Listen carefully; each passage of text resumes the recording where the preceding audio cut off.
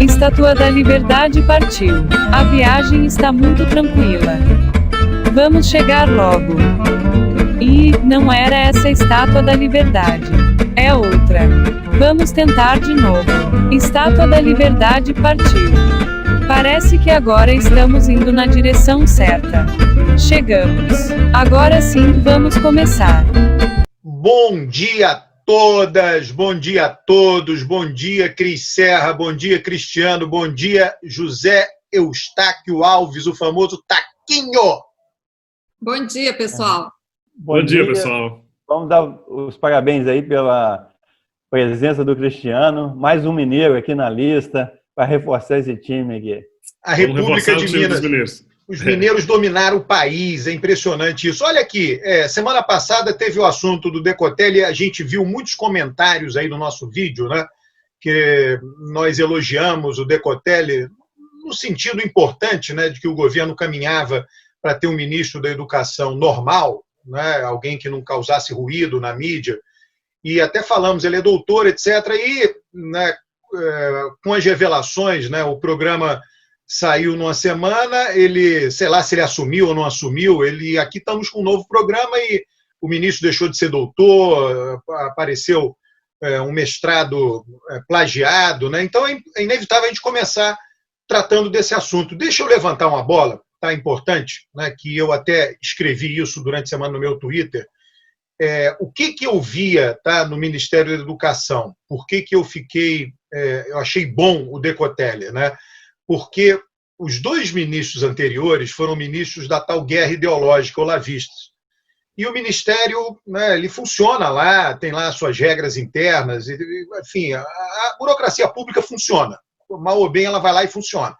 Né? E aí o Bolsonaro botou ministros, né, que eram, digamos assim, relações públicas do mal, né, para causar conflito. Né? E aí, quando eu vi o Decotelli, eu disse, bom, agora temos um relações públicas do bem, né, que vai falar coisas técnicas ponderadas e o Ministério vai continuar funcionando. E até nesse intervalo entre os dois ministros olavistas e o Decotelli, o Centrão dominou internamente parte do Ministério, o FNDE. Então eu disse, beleza, você põe uma cabeça que vai a público falar coisas razoáveis a partir de agora, e você tem o dentro, que por isso vai até funcionar melhor a burocracia. E isso acabou não se verificando, né, por conta de tudo que apareceu acerca dele, né, e que a gente vale a pena aqui comentar. Não é isso? Aí cada um faz seus comentários. E tem outro lado positivo, Alberto, que é o seguinte, pela primeira vez o governo colocar uma pessoa negra, né, reconhecidamente negra no governo. Por quê? Nós temos um governo que a composição, né, do ministério e dos principais cargos do governo, você pode dizer que ele é racista, ele é sexista, né, ele é homofóbico, né, e ele é especista. Especista é discriminação contra as espécies. Né?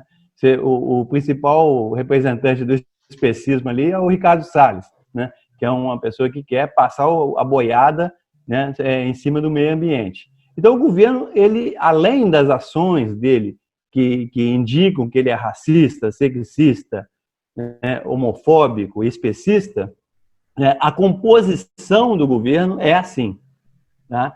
Então, quando colocou o Decotelli, né, pouco, né, não ia mudar muito essa composição, mas pelo menos é uma indicação, né, que ele estava indo numa direção contrária. Né? E eu acho que o outro lado positivo é isso que o Alberto colocou. Você vai sair daquela guerra ideológica do olavismo, né, com uma pessoa mais técnica, com um currículo mais na área da educação e parece que é uma boa pessoa, né, no sentido de com todas as limitações, tal, mas ele não estava querendo ali vir, porque eu lembro o Weintraub, quando ele começou, ele falou assim, agora nós vamos colocar paz no ministério. Quem sair da linha está fora. Esse foi o primeiro discurso do Weintraub. Então, o Decotelli, ele vem noutra linha. Então, nesse sentido, eu acho positivo. Agora, eu me somo às críticas ao que o Decotelli fez, né? Porque isso não se faz, né? Você mentir sobre o currículo, você mentir sobre a posição profissional, etc., isso não se faz. E eu acho que ele merece todas as críticas. Só para terminar, é o seguinte, eu acho que ele merece todas as críticas. O que o pessoal tem levantado é o seguinte, que várias outras pessoas que fizeram coisas semelhantes não foram criticadas na mesma proporção. Então, eu acho que a gente devia... Bom, eu, da minha parte, eu sempre critiquei o Salles, eu sempre critiquei a Damares e sempre critiquei outras pessoas que fizeram esse tipo de coisa. Então, eu vou manter a minha coerência e dizer o seguinte, o Lattes é auto-preenchimento, você tem que auto-preencher, mas tem um aviso lá, você tem que ser responsável pelo que você está preenchendo. Então, quem não é responsável com o preenchimento do Lattes, merece ser criticado. E mais do que isso, é um crime. Você está fazendo um crime ideológico de mentir sobre o seu currículo. Então, eu acho que a crítica que eu faço ao Decotelli, eu faço a todas as pessoas, independente de cor, de raça, de sexo, etc., que fizeram a mesma coisa. Deixa eu só levantar a bola para o Cristiano. Durante a semana a gente trocou mensagem, o Cristiano me alertou, né, e eu não tinha percebido isso, que ministros negros de governos anteriores tiveram um destino semelhante ao Decotelli, e os brancos não.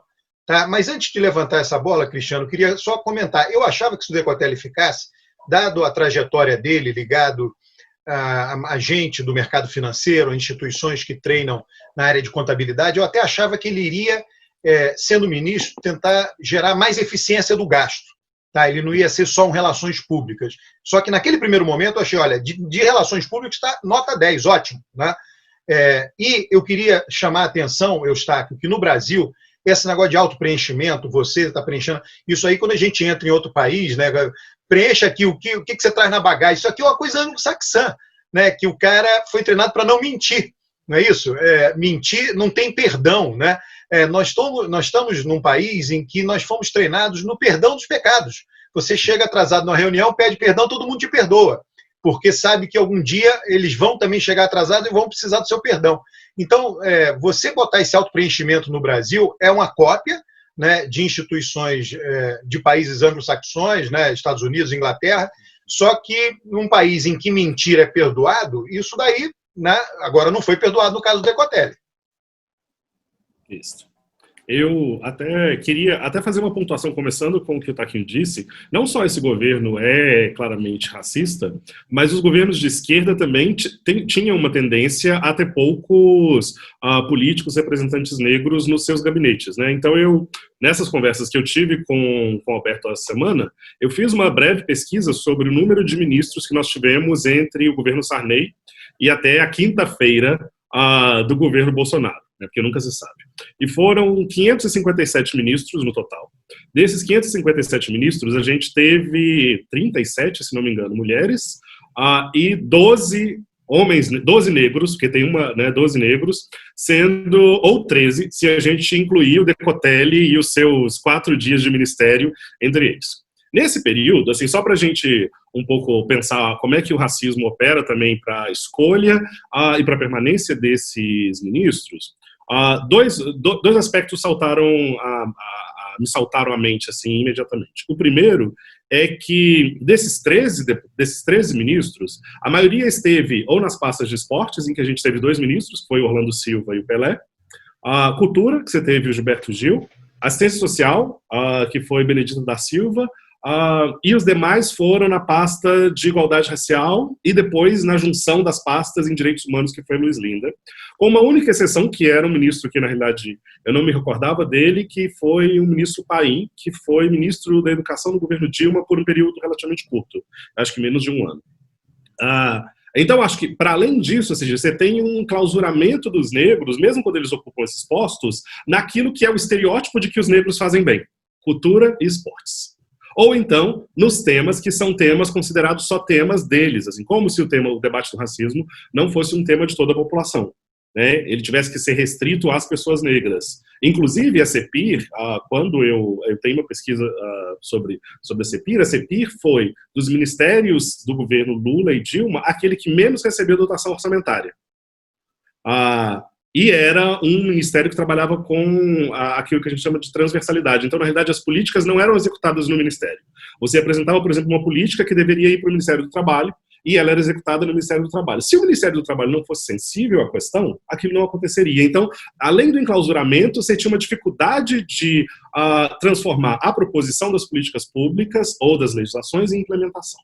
Ok, então esse é o primeiro aspecto, ou seja, o enclausuramento das pessoas negras, mesmo quando elas estão no olho público, dentro do estereótipo que tipicamente se tem desses negros, como o escrutínio público, que é o segundo aspecto, é muito maior em relação aos erros dessas pessoas do que com as pessoas brancas. Então, para lembrar as ministras e os ministros que saíram, nós tivemos Matilde Ribeiro, que foi ministra da CPI em 2003 e 2004, se não me engano, e ela teve um problema com os cartões corporativos. Porque os cartões corporativos eles foram implementados lá no final do governo Fernando Henrique Cardoso, e aí essas pessoas que não tinham muita experiência com a política, elas não sabiam como utilizar o cartão corporativo. E ela foi acusada de uso indevido dele e acabou sendo pedindo para sair do ministério. Saiu nos jornais, foi uma crítica grande sobre isso, assim, teve grande mídia. A Benedita da Silva, que foi ministra mais ou menos no mesmo período, ela fez uma viagem usando o avião da FAB para um evento religioso, se não me engano, na Argentina. Foi duramente criticada e também teve que sair do ministério.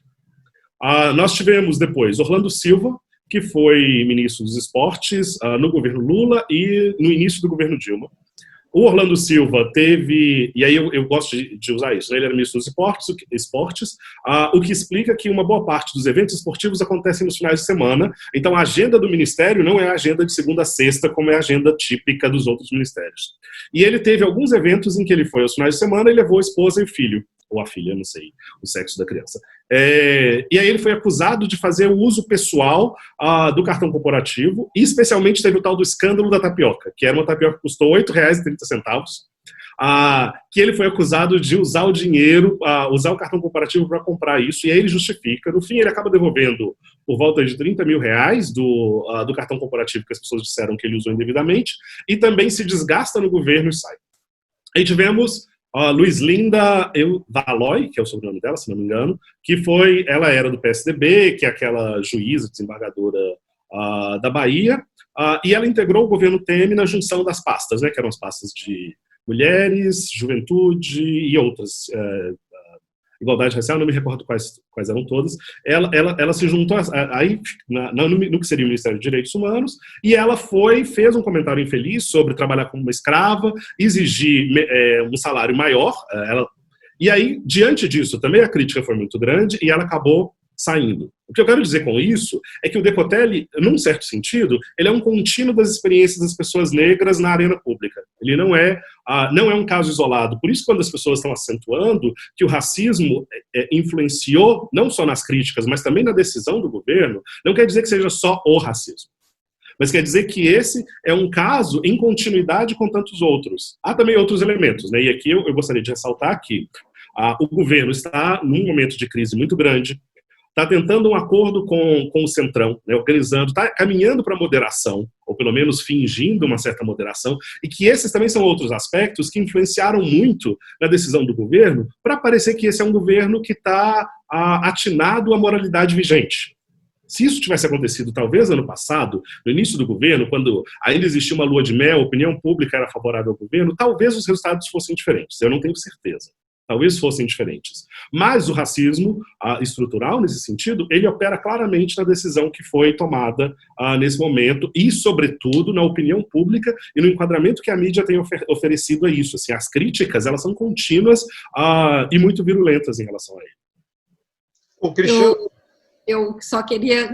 rapidamente, eu acho que nada como os números, né, para elucidar o quadro e a gente entender o que está acontecendo. E eu acho que, nesse sentido, os números que o Cristiano trouxe aqui são absolutamente eloquentes.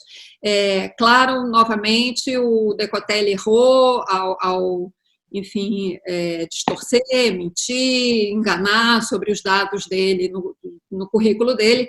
Agora, temos inúmeros outros casos também de ministros, autoridades que mentiram sobre seus currículos, e aí a imprensa apontou, essas autoridades corrigiram, e a vida segue, né? Não aconteceu nada de mais grave. Tem o caso da própria Damares, do Salles, que o Taquinho mencionou, tem a ex-presidente Dilma também, que mudou o currículo dela, se eu não me engano, ela disse que tinha... Ela disse que tinha mestrado e doutorado na Unicamp, quando na realidade ela não teve. Ela fez a mesma coisa que o Decotelli, ela concluiu os créditos.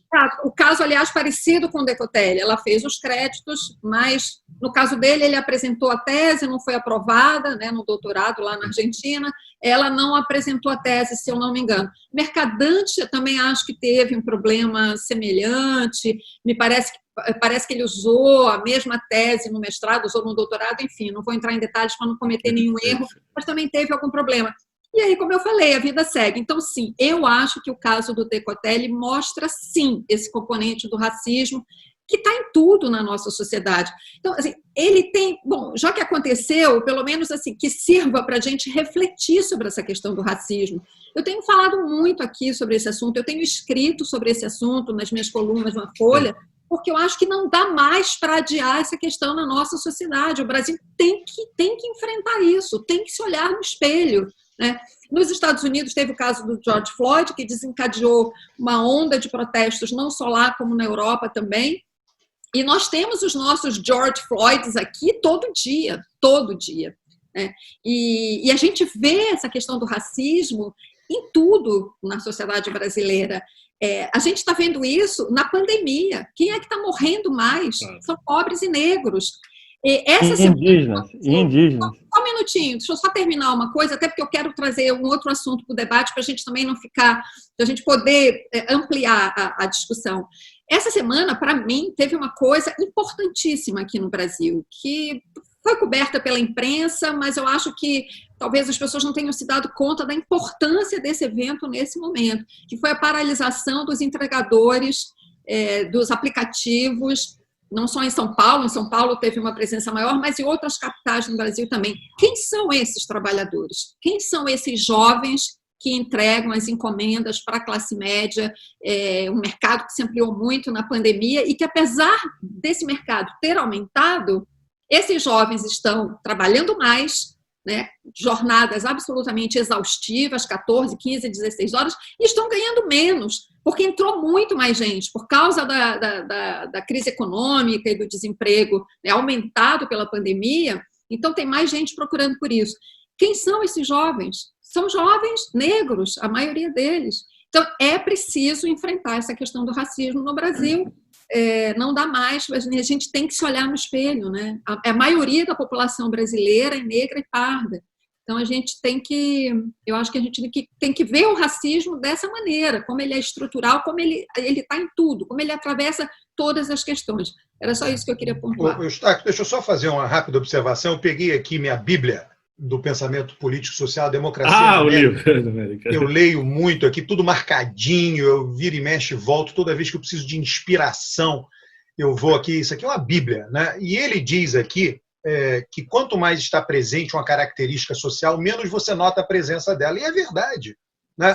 Eu achei muito interessante o levantamento cristiano, quando ele chama a atenção do seguinte: o que aconteceu com o Decotelli aconteceu em todos os outros governos, tá? Isso é fundamental que seja chamada a atenção. Para mim, a caricatura é a tapioca, né? Caiu por causa de uma tapioca. E é verdade, né? E aí, eu acho assim, os números que a Cris falou, que o Cristiano chama a atenção, o fato de estar escanteado em cultura, relações raciais e esporte, é outra coisa importante.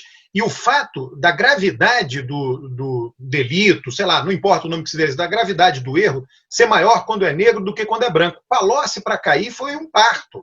Foi muito difícil. Sobrenome italiano, branco, etc.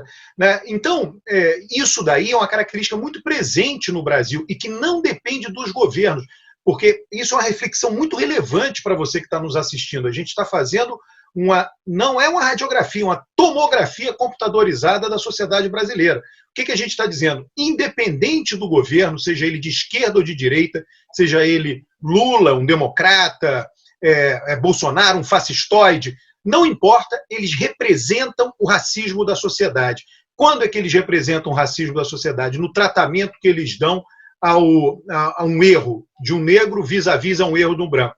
Né? Isso revela, isso é uma análise de sociologia política que eu estou fazendo aqui. Eu posso só... Eu tentei acrescentar da Cris, tem o Cris e a Cris, né? Agora, eu tentei acrescentar o que a Cris estava falando, a questão dos indígenas, é só isso, que quem está mais morrendo, etc., o cara falou negros, não sei, e os indígenas, que a gente não pode esquecer, porque os indígenas eram donos do nosso território, eram cerca de 5 milhões de habitantes quando o Cabral chegou aqui, e hoje não passa de 1 milhão. Né? Então, sempre quando a gente fala de racismo, a gente tem que lembrar dos indígenas, porque é uma situação realmente extremamente dramática, vamos dizer assim. Deixa eu dizer, uma vez eu fiz uma análise de dados públicos do governo federal, BPC, Bolsa Família, né? As piores situações no Brasil, de condições sociais, todas elas, condições de moradia, etc., são indígenas e quilombolas. Pronto, é isso. E eu queria dar uma continuidade nisso também, assim, acho que inclusive aconteceu um caso agora com as crianças Yanomamis, né, que tem sido bastante, não tem sido tão vinculada, mas que é importante, que 3 crianças Yanomamis parece que contraíram Covid e desapareceram, e as mães têm procurado os corpos dessas crianças porque os rituais funerários Yanomami são diferentes dos nossos, e aí tem um desrespeito às culturas indígenas, né, o extermínio físico dos indígenas, o empobrecimento, né, a pauperização, todas essas coisas existem. E isso eu concordo completamente com o Taquinho, que a gente não pode, quando a gente for falar de racismo, etnicídio, essas coisas, a gente não pode pensar só a população negra, mas também outras populações vulneráveis, e os indígenas e os negros, nesse sentido, estão solidários nessa situação. A gente não pode deixar isso passar. Até falando dos indígenas, isso é fato, claro, tudo que vocês falaram. E isso mostra exatamente esse componente da invisibilidade dos indígenas, né? Que é mais grave ainda, talvez mais acentuado, o nível de vulnerabilidade deles nas aldeias, sofrendo invasões o tempo todo, e fica por isso mesmo. Né? Esse governo não faz absolutamente nada para proteger os indígenas. Eu só queria dar uma informação, a gente está aqui conversando, o pessoal já sabe, a gente grava o programa na sexta-feira, o programa é postado no domingo, e às vezes coisas acontecem nesse intervalo. E acaba de sair aqui, vocês sabem que enquanto a gente grava, eu fico acompanhando as notícias. Está sendo noticiado que foi escolhido o ministro da Educação, o Renato Feder, que é secretário de Educação do Paraná. Ele é um nome que chegou a ser cotado aí antes do Decotelli. Enfim, algumas agências de notícias já estão dando essa informação, não está confirmado oficialmente. Mas vamos analisar o currículo, não vamos falar nada sobre ele, porque a gente não vamos emitir opinião agora para não correr o risco de nos equivocar. Mas eu queria aproveitar esse gancho para falar de uma outra coisa que a questão Decotelli colocou, que eu acho que é muito significativa, que é a FGV, né? Porque parece que a gota d'água foi quando a FGV falou que ele não era professor da FGV. E realmente ele não era professor efetivo da FGV. Mas a FGV, todo mundo sabe, que ela ganha muito dinheiro com esses cursos caça-níqueis, né? Cursos que a pessoa tem que pagar para conseguir um diploma de um MBA, né? Você fala o MBA em finanças, o MBA em administração, etc. Então, a FGV cansa de ganhar dinheiro com esses cursos caça-níqueis, né? Contrata um punhado de professores temporários de educação continuada, e quando o Decotelli fala que ela é professor, eles passam a rasteira nele, né? Eu acho que a FGV ela deu um tiro no próprio pé, né? Quando ela fez o que ela fez. Só para completar. Depois eu quero falar de outro assunto. Eu acho que isso... Desculpa, não, eu só queria... Desculpa, Cristiano, te cortar, mas é que eu estou vendo que o nosso tempo já está acabando. Sim. Eu queria muito que a gente falasse alguma coisa. Na verdade, eu quero ouvir vocês sobre um assunto que eu acho muito importante. Eu não sei se vai dar tempo aqui da gente conversar, mas eu vou passar a bola. Vocês tocam se quiserem. Rapidamente, as pesquisas têm mostrado, né, que apesar dessa condução desastrosa da pandemia e tudo mais, Bolsonaro tem ali em torno de 30%, tem um núcleo duro, digamos assim, de 15%, expandindo um pouco mais, ele teria um apoio em torno de 30%. Todas as pesquisas têm mostrado isso, E muita gente vem comentando, muitos analistas vêm começando a fazer uma comparação de que aconteceu coisa semelhante com Lula, com o Bolsa Família, apesar do escândalo do mensalão, ele conseguiu manter um apoio importante, se reelegeu, etc., etc. Estão fazendo essa comparação agora do Bolsonaro com o auxílio emergencial e o Lula com o Bolsa Família. Me parece uma comparação muito superficial. Eu acho que tem componentes aí mais complexos, mas enfim, eu não quero tomar o tempo, eu realmente queria ouvir vocês sobre esse ponto, acho um ponto importante para a gente conversar nesse programa. Eu também acho importante. Eu diria que a análise é meio espúria, essa comparação com o Lula, talvez por 2 motivos. O primeiro o Bolsa Família é um programa relativamente barato.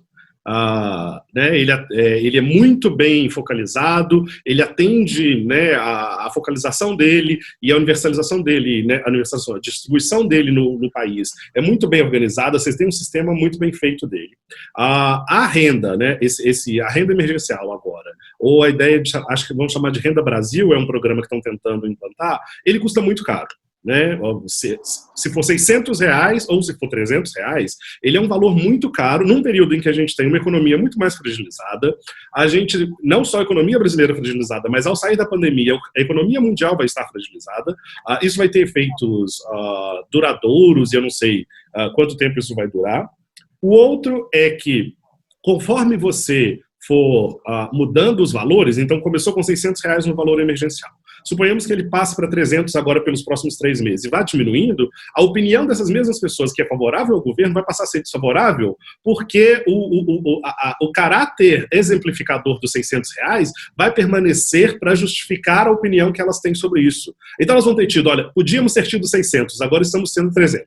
Depois, quando isso passar para 200, ela assim, tivemos 300, agora temos 200. Então, o efeito pode vir a ser ainda mais negativo para o governo do que positivo.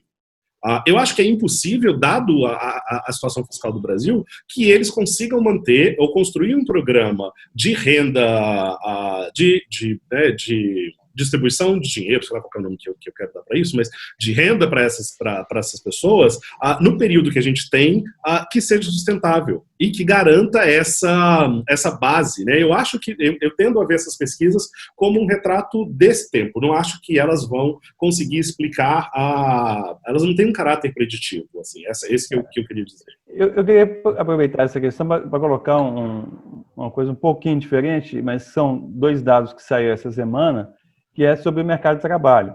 Porque, como foi falado, todos esses programas são emergenciais, eu concordo plenamente com o que o Cristiano falou, esse efeito eleitoral ele vai passar na medida que esses números do valor forem diminuindo ou forem zerados, que vão ser zerados. Não existe capacidade fiscal para o país manter uma política desse durante muito tempo. E 2 dados que saíram essa semana, um é do CAGED, é que nos 3 meses da pandemia,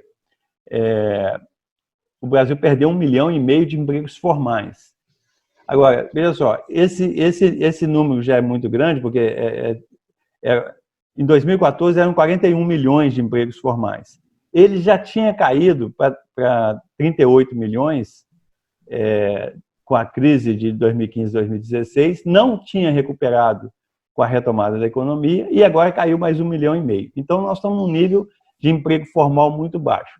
E o IBGE soltou outra pesquisa mostrando que, pela primeira vez na história do Brasil, a gente tem menos gente em idade trabalhando do que menos da metade. Né? Menos da metade do pessoal de idade trabalhando. Isso é um problema econômico assim, extremamente grave, porque é aquilo que a gente já conversou aqui sobre o bônus demográfico. O Brasil está no melhor momento demográfico da história brasileira, da história passada e da história futura, porque no passado tinha muita criança, no futuro vai ter muito idoso, e nós estamos num momento que nós temos muita gente na idade de trabalhar. Então, esse é o momento do país dar um salto no desenvolvimento. É aquilo que o Alberto gosta de falar, do progresso civilizatório, né, das conquistas sociais, das conquistas humanas, etc. E se a gente não aproveita esse momento para dar esse salto, que eu concordo com o Alberto, que ele foi fundamental aí nas últimas décadas, etc., se a gente não aproveita esse momento, não vai ter outro momento. Então, aquele salto do otimismo do Alberto, ele não vai acontecer. Olha só, fui citado um provocador, um agente provocador aqui em nosso debate. Eu ia falar, Taquinho, você realmente lê meus pensamentos, viu? Eu ia falar, quando a Cris falou, né, da invisibilidade dos índios, eu ia falar o seguinte: o Brasil melhorou muito com relação a isso. Sejamos realistas, né? Os índios já foram muito mais invisíveis do que são hoje. É importante reconhecer os avanços. E detalhe, olha, a situação da população negra já foi pior, mas eu vou dizer mais, tá? A gente, quando envelhece, né, nós que acompanhamos a política, né, tem coisas que a gente não precisa ler, a gente vê na nossa vida acontecer. Noticiários de TV, jornais locais, eles não davam bola no passado para assassinato dos negros em favelas. Hoje, a repercussão disso é muito maior do que já foi. Esses assassinatos eram invisíveis, hoje não são mais. Eles mobilizam a mídia de uma forma muito ampla. Eu acho que ainda vai continuar aumentando. Então, é importante, eu sempre falo, a gente tem que criticar e dizer o que falta alcançar. Mas a gente tem que reconhecer os avanços, porque se não reconhece os avanços, viu, senhor Eustáquio? Se não reconhece os avanços, você fica com a impressão seguinte, que o mundo não melhora, e todos os esforços que você faz são em vão. Quer dizer, eu enchi sua bola. Eu enchi sua bola. Eu que fiz o gancho para você falar isso tudo.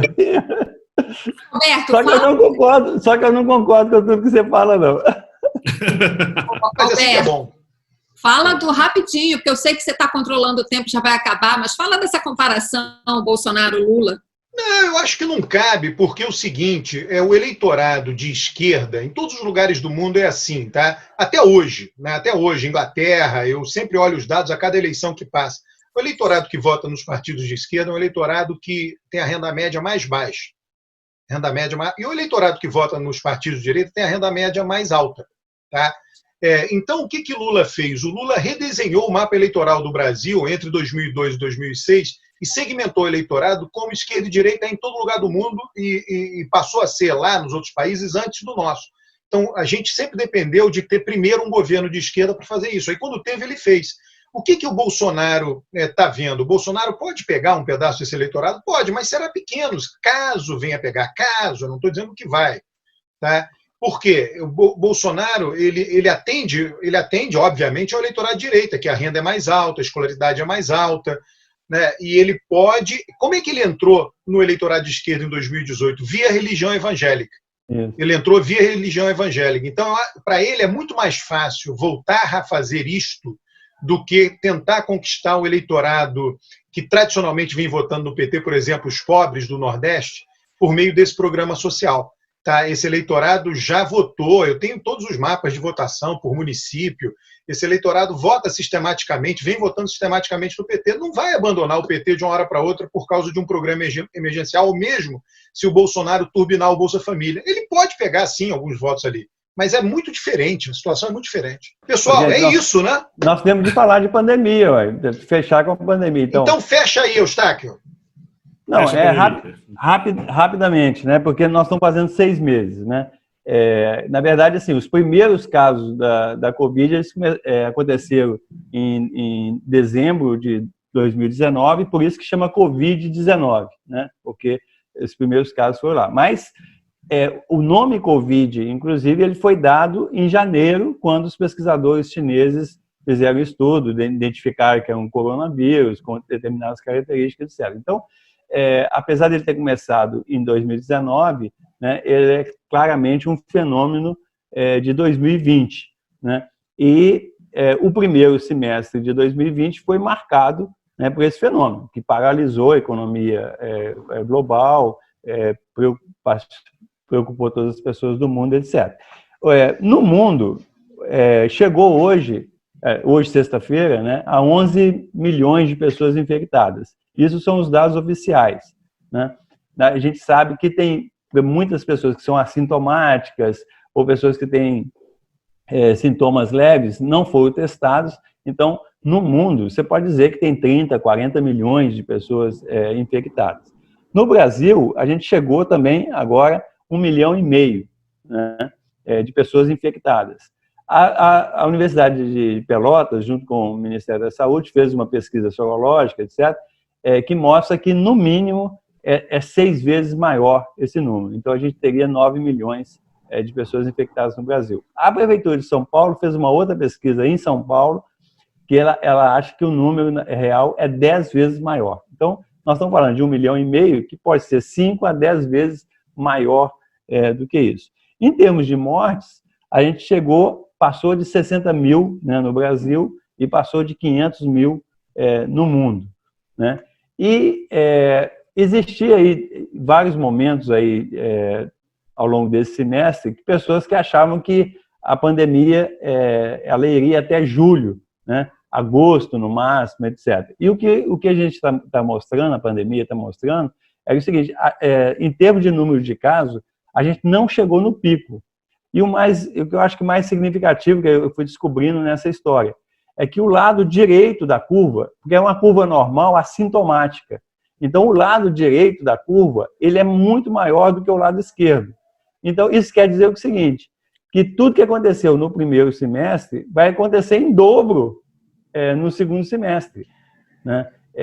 Então assim, eu fiz um artigo ontem fazendo uma avaliação do semestre no Colabora, que eu começo falando do Réveillon de 2020, né, que foi um Réveillon cheio de festa, normalmente, Ano Novo, etc., felicidades. E agora a gente não sabe se vai ter um Réveillon, pelo menos uma festa de Réveillon em 2021. Né? E o título do artigo era o seguinte, os 4 Ds. Né? Esse primeiro semestre de 2020 é 4 Ds: doença, desemprego, déficit e dívida. Né? Então, essa é a realidade da pandemia hoje no mundo. Certo, isso é uma provocação. Isso é uma provocação. Olha aqui, vamos encerrar, hein? Eu estou aqui doido para falar, mas irei lançar a mão do autocontrole. Só para encerrar, Taquinho, teremos Réveillon, sabe por quê? Entre na internet e procure os bares do Leblon. Os bares do Leblon lotaram ontem no Rio de Janeiro, todo mundo feliz, não há pandemia nenhuma, só há na sua narrativa, Taquinho. Irresponsabilidade total. Pessoal... Eles estão me chamando de tacoveiro. Tacoveiro. Um grande abraço aí, um grande abraço. Tchau, pessoal.